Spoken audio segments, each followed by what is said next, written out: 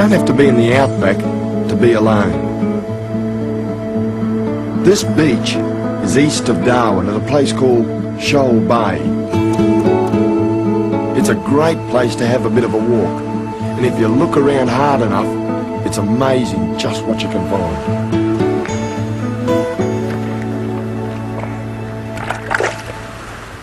Look at that, that's a tremendous specimen. That looks to me like it's a prawn or a yabby or something like that, but it's calcified, it's rock hard. You can see all the body and the tail bending back there, and all the head features around there. It's terrific. You can get lots and lots of those down the beach here, all sorts of different things. Reckon you could have had a real good feed here one time. About 10,000 years ago.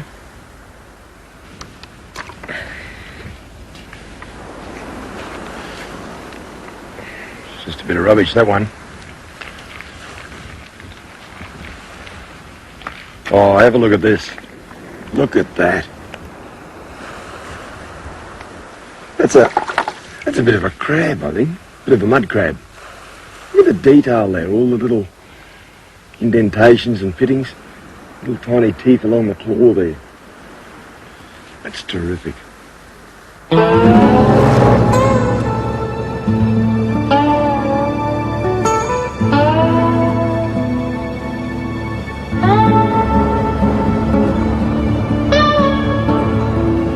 One of the problems with this job of mine is the fact that I'm always on the move.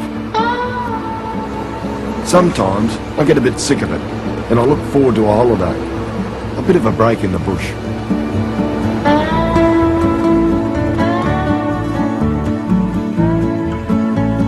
I'm heading for a campsite I know, downstream from here on the Mary River. It's a huge wetland area, a couple of hours drive out of Darwin. Years ago, this wetland country was part of a cattle station called Wildman.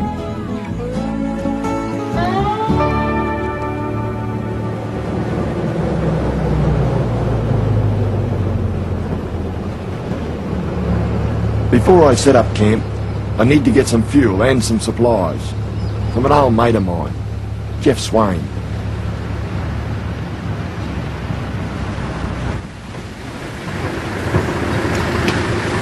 Mr. Swain. Hello, Leslie. What are you doing in this country? Oh, I'm just going to go through to a camp up at Wildman. Good. Where you? There you go. Good. Good. Kids all well? Carol well? You want to fill that? Yeah, while I'm here. Yeah, they're okay. Listen, you haven't got any sliced bread in there, have you? Yeah, Sharon's inside. Yes, Is she? I'll fill this up while you go and talk to her. How would you be for a potato salad? Yeah, I've got one of those. I'd like to see her for a minute. Yep.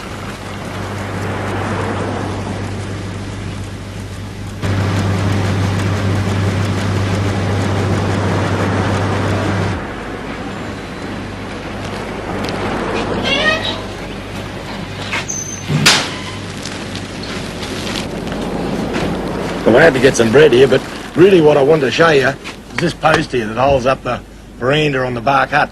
If you look really closely, you can see these little native bees, the trigonas. And what's happened is they've turned this veranda post into a beehive.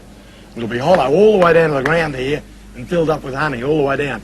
And I reckon if you could chop it open, you'd have stacks and stacks of honey leaking out all over the place because... Here, get out of me bees. You're still trying to get into me bees. Here's the bag you want. Thanks a lot, mate. I'll see you on the way back. Okay, see you in a couple of days. One day.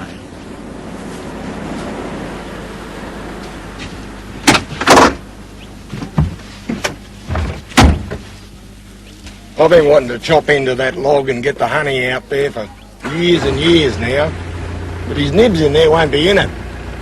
I reckon what I'm going to probably have to do is come back here one night with a bracing bit and get it out that way. That'll fix him.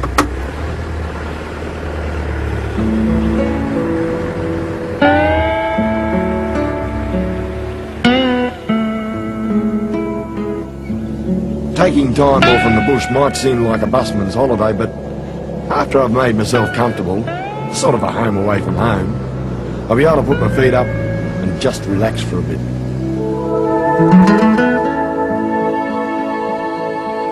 This is where I'm heading, out along the Mary River. The floodplain stretches for miles and miles, and when it fills up with the monsoon rains, it forms these magnificent wetlands.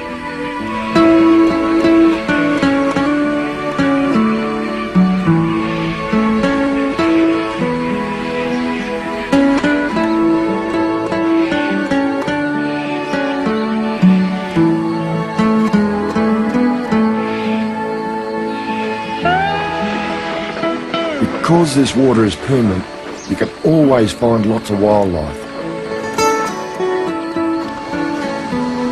The variety of water birds around here is quite unbelievable.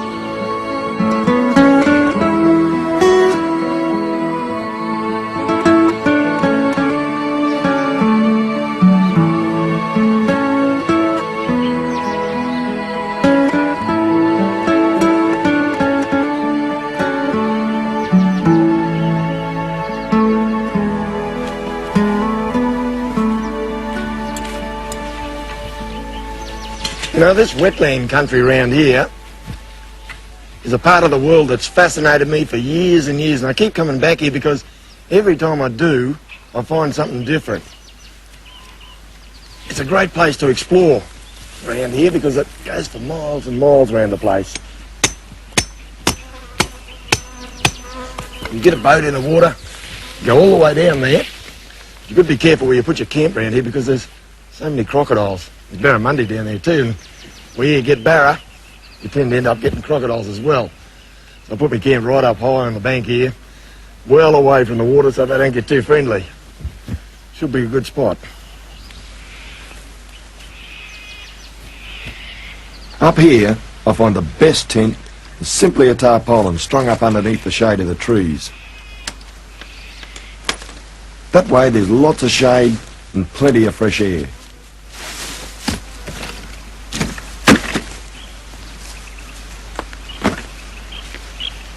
Usually it takes about a day to set up camp properly. I've got a routine and I can't afford to relax till everything's sorted out.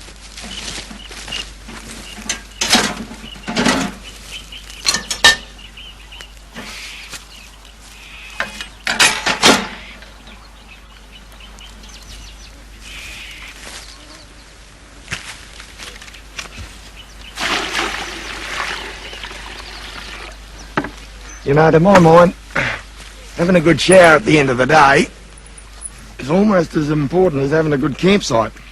The two sort of go together a bit. After a long, hard day in that vehicle of mine, where it gets pretty dirty, I can tell you, really tops it off well to have a good hot shower. When you've got a camp set up like this one here, well, you can do a decent shower point. Put it up properly.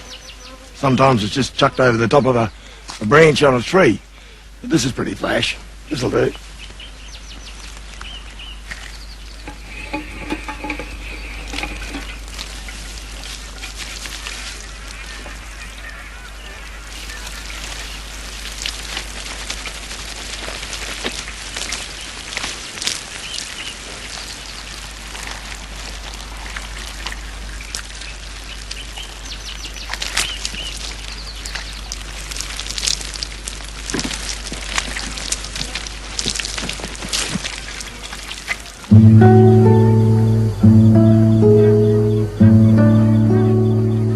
When you're out here, you quickly find that your whole life, like everything around you, is basically ruled by the sun.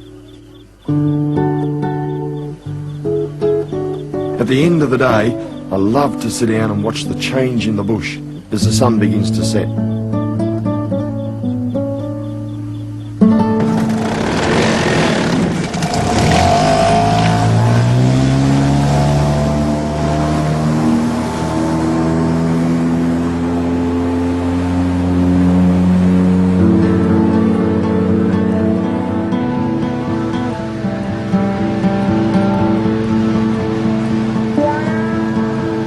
Around these waterways, I quite often get the feeling that I'm exploring the river for the very first time.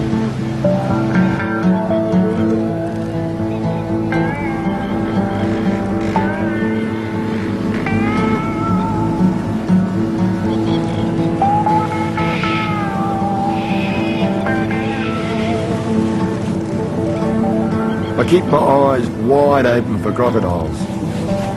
They tend not to give you a second chance if you get too close.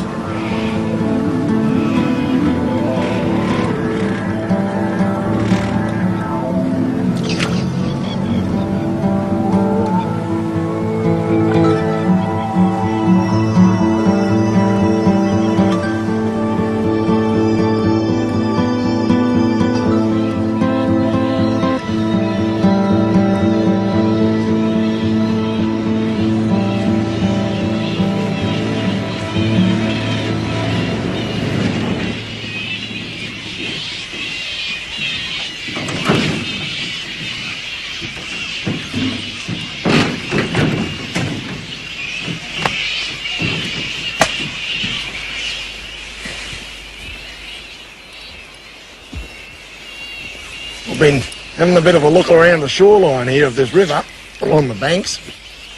Looking for a vine. There's plenty of the vine, but there's none of the fruit that I wanted. I wanted to show you something that was very, very special, and I reckon the reason is because of that noise. Those fruit bats. I reckon they're eating it all. Never mind. I'm not here for fruit bats. I'm just here to get a bit of bamboo. There's a couple of awful big crocodiles out there too. I'm not going to muck around about it either. Get in and get out.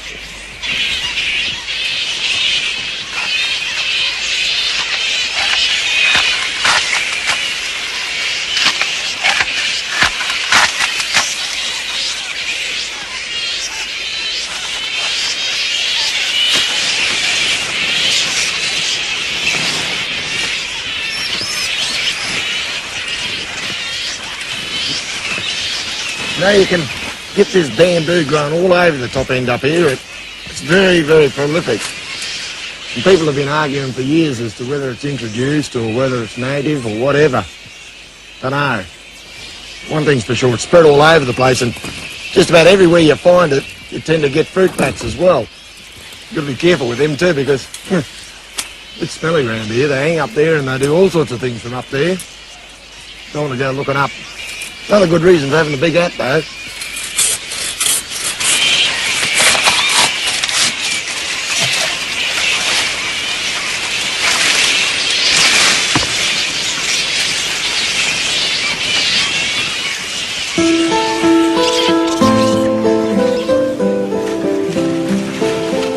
Fruit bat colonies like this once provided a tremendous source of bush tucker for Aboriginal people. They captured them by chucking throwing sticks at them and knocking them out of the skies. With clouds of them like this, that would have been a pretty simple thing to do.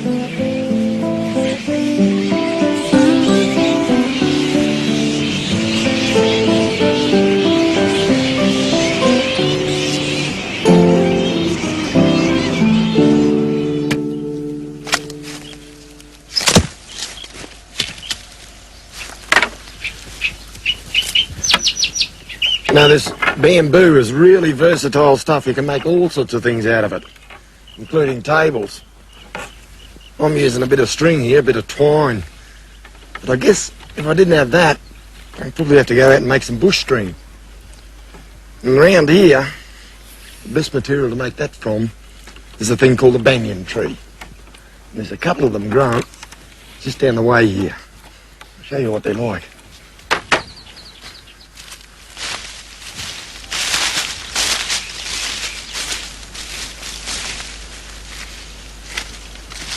This is it, the banyan tree. Magnificent big specimen, this one. You know, it's hard to believe, but this actually started off life as a strangler fig. And once upon a time in the middle here somewhere, would have been another tree, and that would have been the host tree to the original seed. They're deciduous, and you can see all the leaves lying all the way around. Terrific camping spots these things make. But the really interesting fact is the aerial roots behind me.